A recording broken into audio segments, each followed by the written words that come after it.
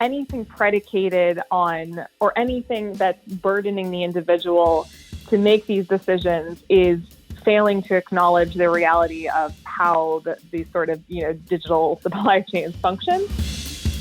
We focus a lot on the innovation. We don't focus as much on the trade-off.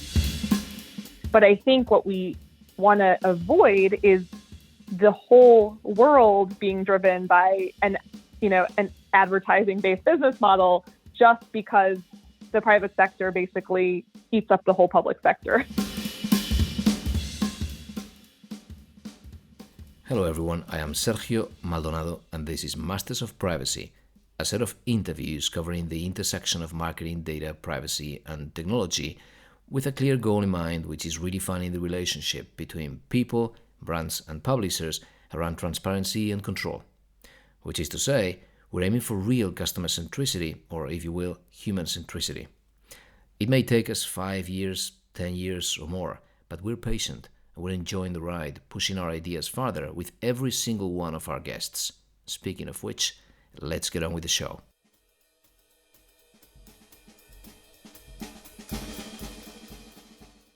Okay, we have Elizabeth Renieris with us today, and she is the founding director of the Notre IBM Technology Ethics Lab. Also, a Technology and Human Rights Fellow at the Carr Center for Human Rights Policy at the Harvard Kennedy School, and a Fellow at Stanford's Digital Civil Society Lab. She is an expert in cross-border data governance and the ethical and human rights implications of emerging technologies. And a lot more, but we want to keep it brief, so let's get started.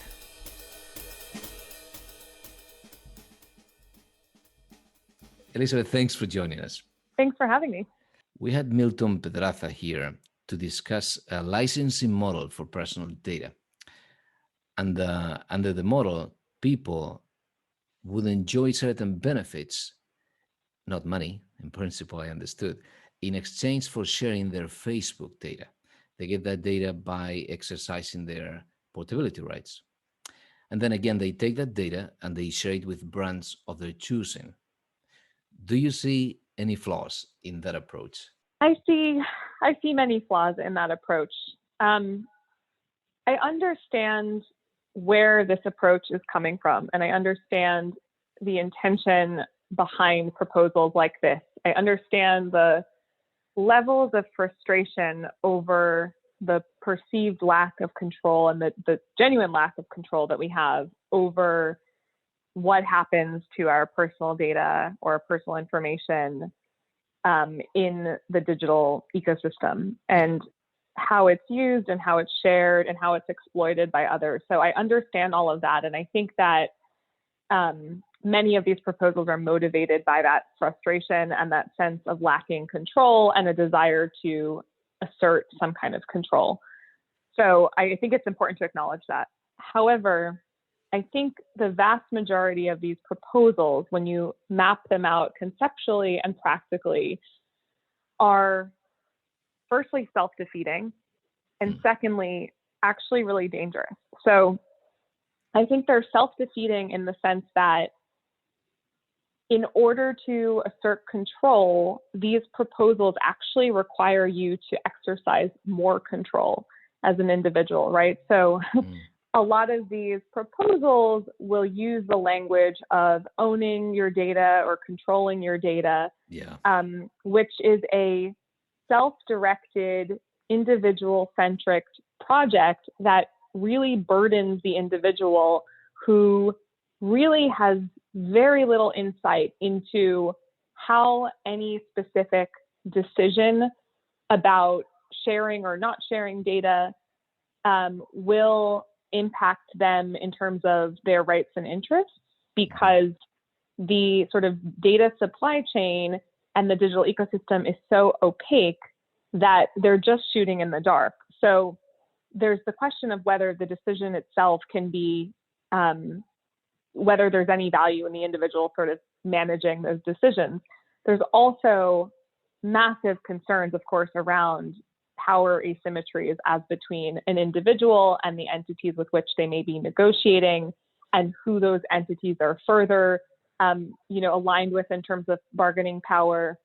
So there are all of these, particularly the asymmetries of power and knowledge and information and access, that mean that anything predicated on, or anything that's burdening the individual to make these decisions, is failing to acknowledge the reality of how these sort of digital supply chains function. Yeah.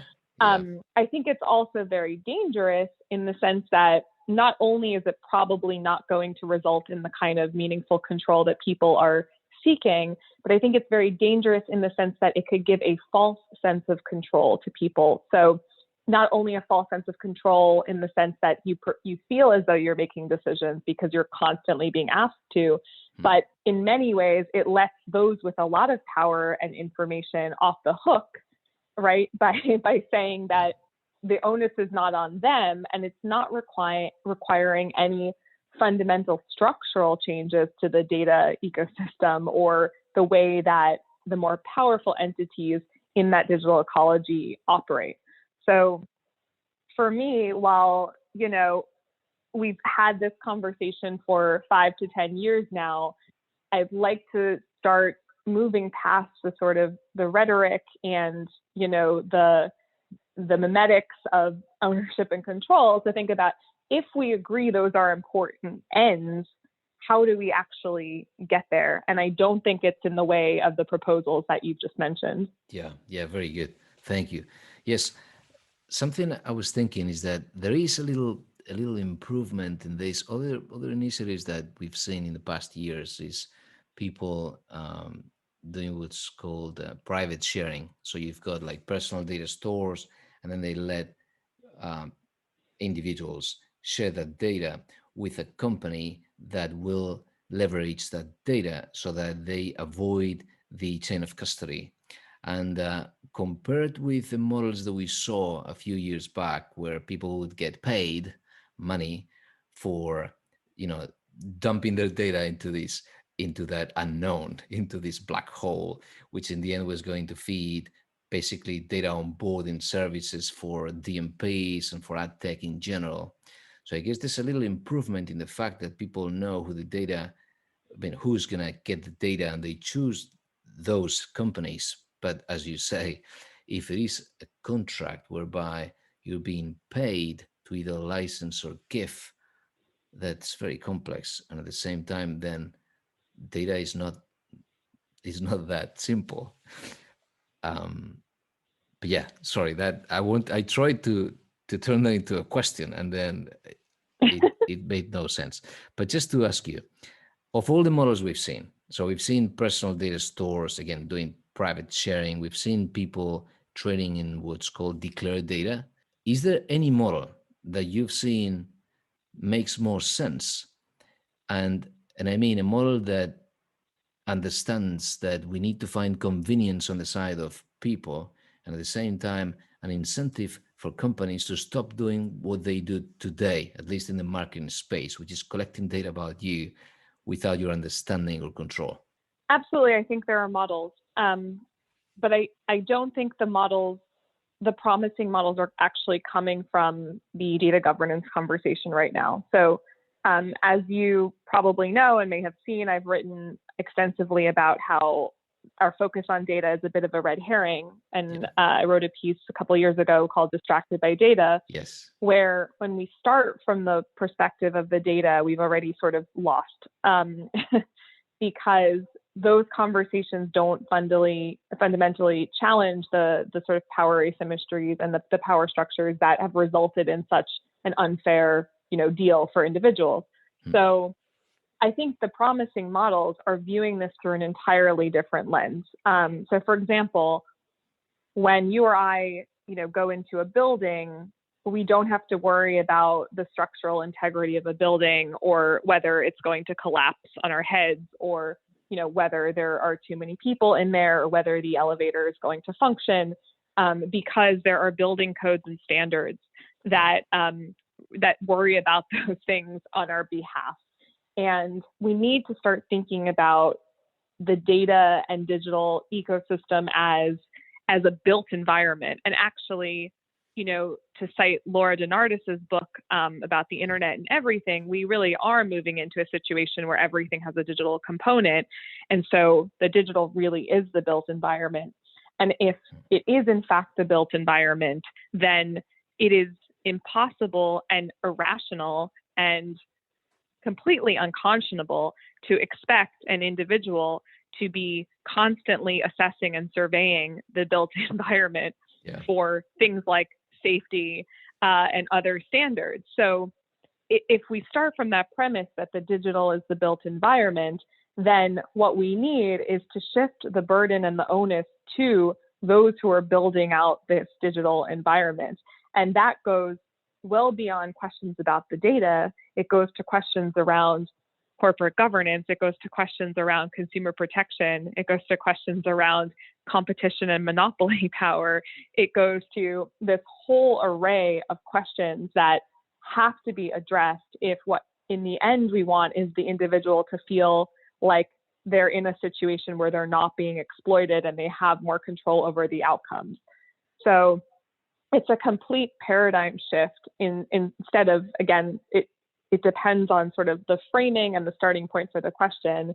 And, one of the things I'm working on is a book about a future beyond data, where it's exactly this paradigm shift that I'm trying to explore. So that's a good metaphor. And something I'm thinking is that so far, I've always been thinking about that, how the way to build the standards and to have that buildings that, yes, that you can trust by default, put it like that. The way to get there seems to be enforcement. So we've got a regulatory framework, and we need to make sure that everyone, when they start building the little house, they conform to those best practices and the rules. And the problem that I see is that if we expect new entrants to abide by these burdens, in the end, you are given a competitive advantage to those that, of course, have much bigger burdens, because the bigger the company, the bigger the need for compliance. But at the same time, it seems, at least for what I appreciate with startups and what I've gone through, compliance is very hard for a startup, very, very hard. And the layers that we've added, and there we can see a difference as well between Europe with GDPR and the US, or most places in the US, where having to comply is such a burden for a 5-10 people team that in the end it hampers their ability to innovate. And if innovation could follow ethical guidelines and could take us beyond what we have today in the status quo that is sort of favored by such regulatory layer, then perhaps we are depriving ourselves of possibilities. Yeah, I would reject the framing entirely. So I think the way that the law has dealt with this effectively in other sectors and in other times in history is by taking a risk-based approach. So fundamentally, these things are a question of scale, and the risks of a family-owned business mishandling personal data are very different from a large platform like Amazon or AWS mishandling data. And so I reject that premise, because we can always calibrate the force of the law and the levels of enforcement to the levels of risk that we're assessing. So, I think that sort of proportionality in how we approach and how we craft an effective legal framework and the enforcement attached to it is something that we've done time and time again in different spaces. And so, I would say that's the first thing. I think what we're seeing now is such an intense, appetite for things to be different and to be better, right? That for new entrants in the market, putting these considerations first, not just things like privacy and data protection, but ethical design and frameworks, is becoming a selling point or a market advantage in many ways. And so, for example, we've seen a recent, mass migration to apps like Signal, Yeah. in the wake of concerns around changes to, WhatsApp's policies and practices, and other shifts happening. So I wouldn't necessarily encourage us to think about privacy and data protection through that lens primarily, because it has an inherent value that shouldn't just be driven by the commercial consideration. At the same time, I think there is a market benefit to, True. centering these concerns. The other thing I'll say on that is, we calibrate this, again, borrowing from other contexts and risk-based frameworks. I mean, if you think about something as basic as, going back to the built environment, if you think about something as basic as using the public roads and driving, we have different classes of licensing requirements. So the license to operate, a motorbike is different from the license to operate, a passenger vehicle, which is different from a license to operate a commercial vehicle. And there are different requirements to be met and different tests, to be passed, and different fees associated with those different levels of licensing. And so I think, again, to borrow from that built world, we can do the same thing when we're talking about, startups and other companies that are in the sort of digital realm. Yeah, I mean, that's good. I think when you come from the law, and as we do, we see that and we understand that.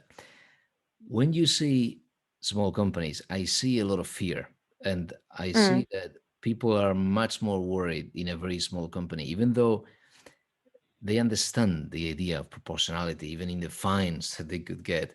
But still, the very fact that you do need to comply with so much stuff makes it very hard to get it off the ground. And an example that I had in mind is Clubhouse, right? Clubhouse is now sort of breaking all the rules, right?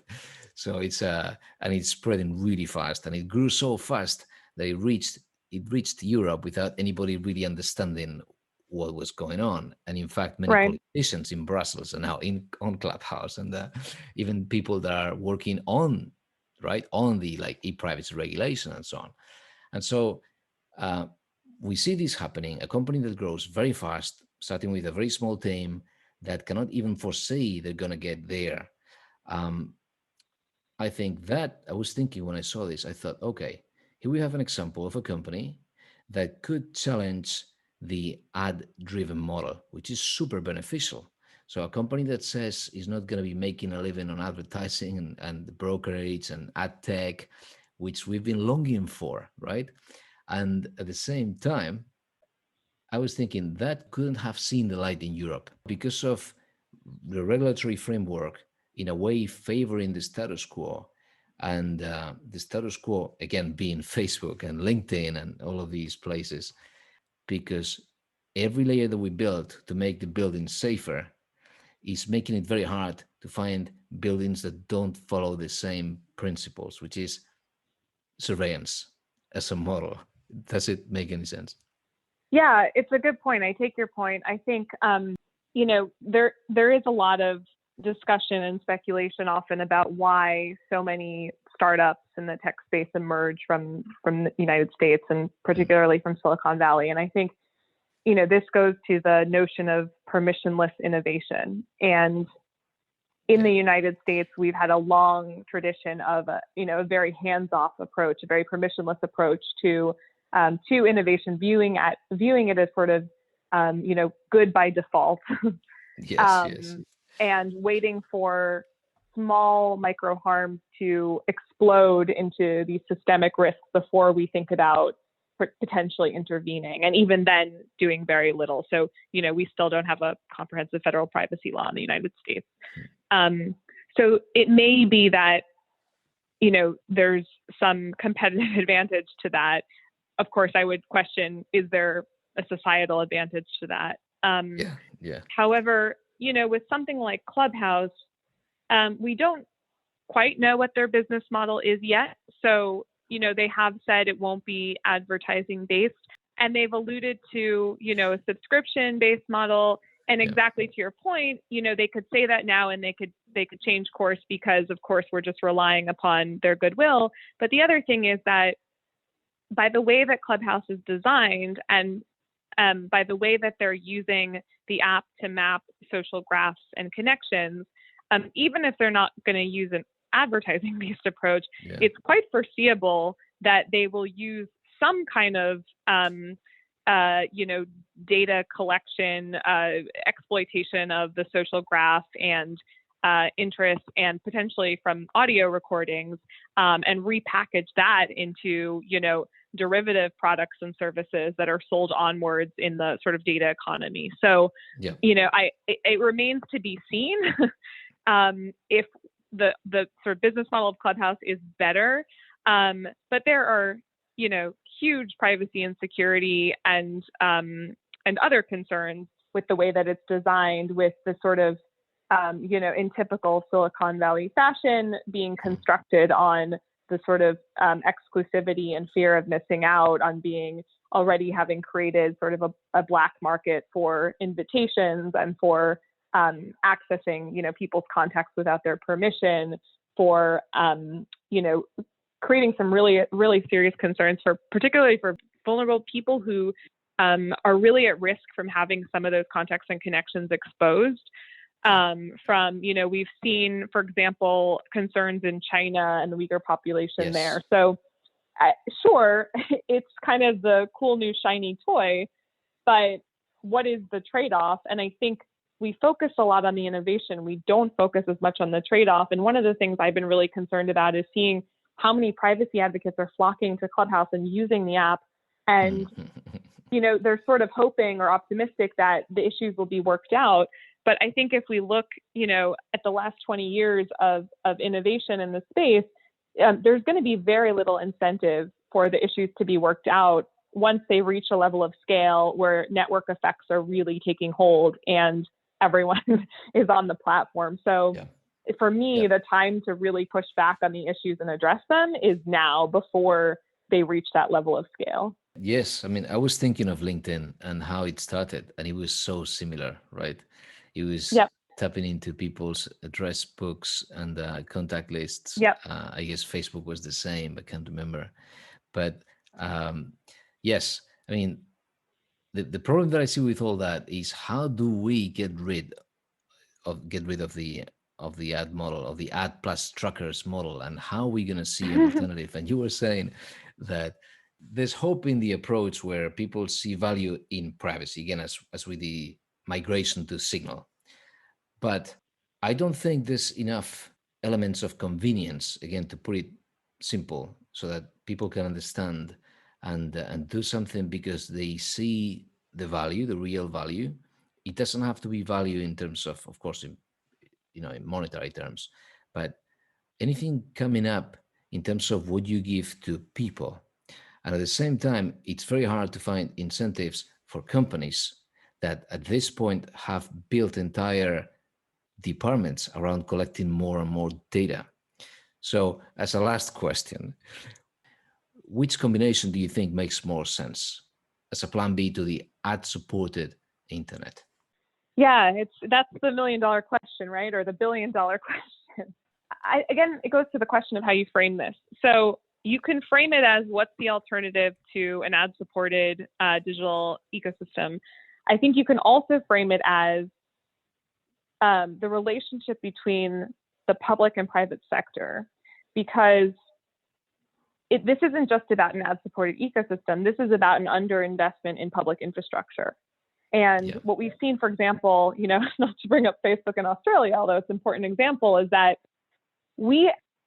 governments have not invested in developing public infrastructure by and large. And so the private sector, is basically filling a void, providing a lot of tools and products and services that don't necessarily need to live in the private sector. But of course, because of the commercial nature of those entities, and they're driven by profit, of course, we end up having very distorted goods and services because everything is motivated by that profit motive. So it's very interesting to me. For example, I think just today or yesterday, Ursula von der Leyen was talking about, COVID vaccination passports in the EU, and basically said, we have to do this before, big tech does it.